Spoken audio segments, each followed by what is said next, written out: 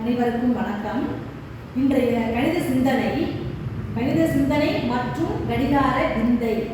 கடிகாரத்தின் மூலம் கூட்டல் கழித்தல் செயல்பாடுகளை நான் இப்போது உங்களுக்கு அறிமுகம் செய்து வைக்கப் போகிறேன். நன்றாக கவனிங்க.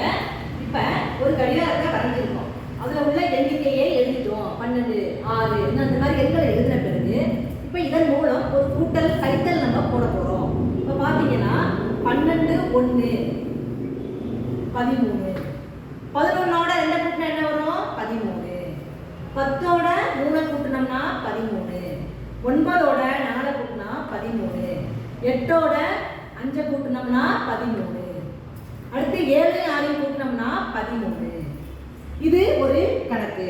அடுத்து இப்போ என்ன பண்ண போறோம் பாருங்க. 12ன்னு வர மாதிரி இதுவும் ஒரு கூட்டல் தான். 11ஐயும் 1ஐயும் கூட்டினா 12. அடுத்து 10 2 12, அடுத்து 9 3 12, அடுத்து 8 4 12, அடுத்து 7 5 12, 6ஓட 6 கூட்டினோம்னா 12. இது ஒரு கணக்கு. அடுத்ததாக இப்ப இது வந்து கூட்டல்.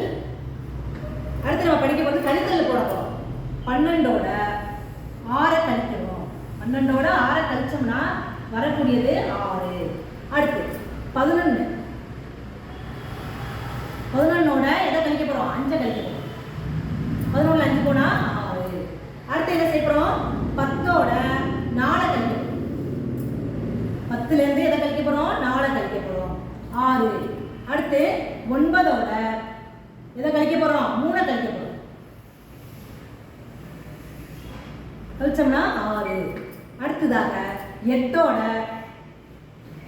2 கழிக்க போறோம். கழிச்சோம்னா 6. அடுத்து 7ஓட 1 கழிக்கிறோம். கழிச்சோம்னா வரக்கூடிய விடை 6.